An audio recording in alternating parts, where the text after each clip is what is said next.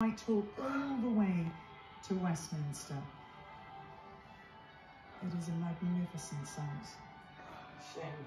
The Royal British Legion there on the inside around Parliament Square.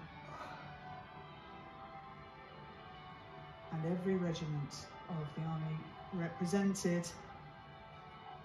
And at the head of this procession, leading the way, is the Brigade Major, Lieutenant Colonel James Shaw of the Grenadier Guards. His grandfather took part in Queen Elizabeth's coronation in 1953.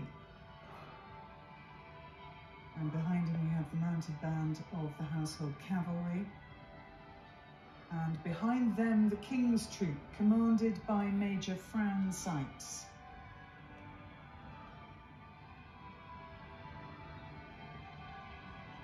And the band of the Royal Regiment of Scotland leads detachments from the Realm and Commonwealth forces and British Overseas Territories, and they will be flanked by 124 flag bearers. We have the RAF as well, commanded by Group Captain Stephen Harrison. We have the Royal Armoured Corps led by their colonels, the Army Corps, which includes the much loved Gurkhas. We will show you all of this, but interestingly, they will all march off at the same time. And they are waiting for a command from Garrison Sergeant Major Andrew Stokes from the Coldstream Guards. We've mentioned Vern before. He's one of the leading architects of this procession, and indeed both processions. He will give a command that will be passed down right to the front and to every single person marching, and they will move off at the same time, and they will march to the same beat, indeed the same tune. It's the first time that's been attempted.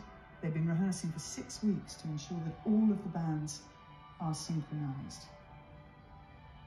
And towards the back of the procession, you've caught a glimpse of it already, the gold state church. You may think this is the sort of thing you find in fairy tales. In fact, I rather suspect the fairy tales were inspired by this. In 1762, when George III rode in it for the state opening of Parliament. It is Brigadier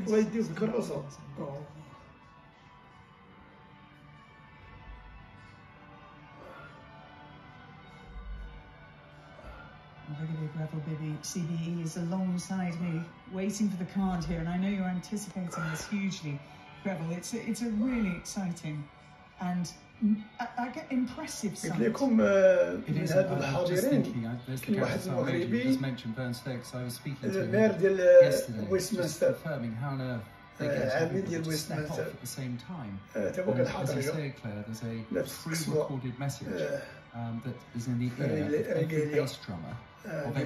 لأنه مسلم مغربي ما الذي يخوف؟ There is the command. Now it will take a few seconds for that to filter down.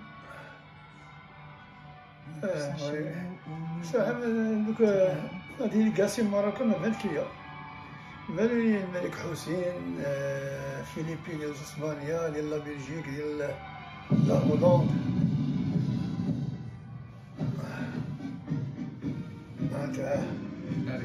القوات المسلحة الملكية غاديين. The whole parade started together, and you noticed that he paused as it was being counted down in his ear. The same countdown. La précision. Shuf. Feet.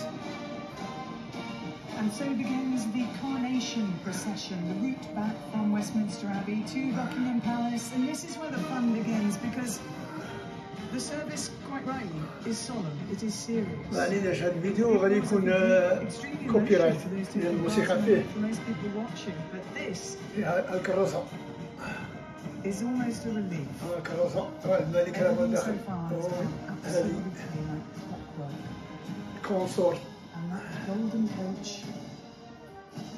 although it has poor suspension and may not be the most comfortable ride, it looks immaculate. It is glistening, it is gleaming, and it's made of gilt wood. That's a thin layer of gold leaf over wood. The interior is satin and velvet, and you see on the outside the panels are painted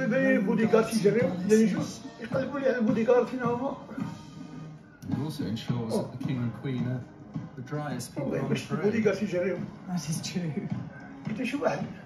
Here we see the Commonwealth troops and الله the بيعمك flags being carried on the بيعمك outside as well. الأفارقة. And there are 8 groups in total الدرابو in this ديال coronation الكومنولث. procession. ماشي. The flags being carried by guardsmen. الجوقات العسكر ديال الكومنولث هما الولاد. And here we have the first of the carriages following the gold state coach, and you can see the Prince and Princess of Wales and their 3 children. Prince George, who played such a good role there as Page of Honour, and Princess Charlotte, who's just celebrated her 8th birthday, and Prince Louis as well, who was 5 last month. Very exciting. And the King and Queen, the King wearing his with its cross and the orb, and wearing King George VI's robe of estates, and the Queen with her newly made robe of estates. And Queen Mary crown. State coach is drawn by 8 Windsor Greys. And among those riding for the first time, Lucinda Perrott, as female riders. And there we can see Prince Louis. He's got a good view, he's got the outside seat. And Princess Charlotte waving enthusiastically. She's wearing a very beautiful Bruce Oldfield dress, and it's very similar in design, almost matching the one that her mother is wearing.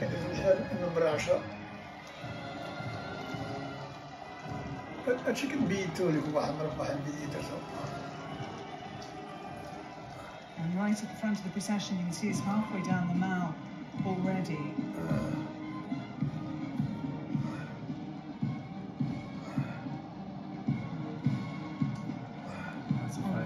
You see the drum horses at the front there, ridden by Apollo being ridden by Corporal of the Horse Richard Brown, and Atlas ridden by Lance Corporal of the Horse James Ballantyne.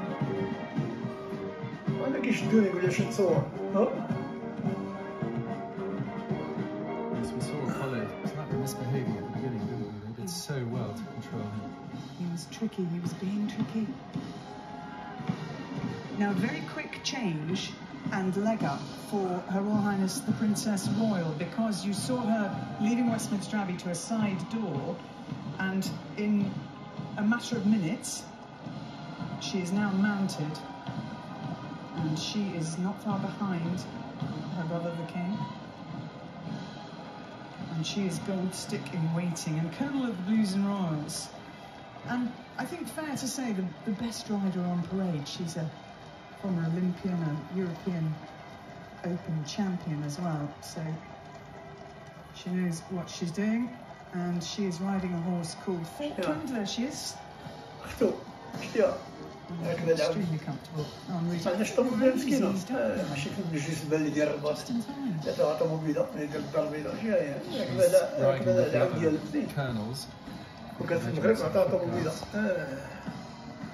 Next, Lieutenant General Sir James Bucknell. 4 string guards. And we'll have a look further ahead in the parade, because the RAF make a particularly impressive sight because of their white gloves, and you can really see those arms marching in time. And now you can feel the energy coming back to the crowds. They've been watching the service on the big screen, but this is what they've been waiting for. This is why they slept overnight, to get a position so that as the procession came by, they would feel it as well as see it, and catch a sight maybe of those young princes waving at them. And just to correct myself, actually, Princess Charlotte and the Princess of Wales wearing outfits designed by Alexander the Queen.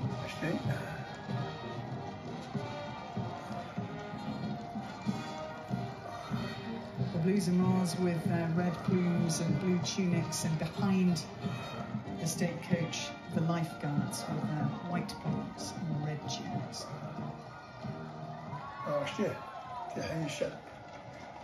And that is their role, isn't it? The 2 regiments of the Household Cavalry, very much to protect the monarch. They are the sovereign's escort, Claire, as it says, and whenever the monarch is on a ceremonial parade, you'll find the sovereign's escort protecting him. The Gold State coach also flanked by watermen, yeomen, palace footmen, grooms, all on foot. The 28 representatives from British overseas territories. شوف الدراري recently enjoyed a visit to Wales. They stayed in a B&B and they went into the Brecon Beacons with the mountain rescue team to see the Royal Navy here, making the turn in front of the statue of Charles I, in front of Trafalgar Square and through Admiralty Arch.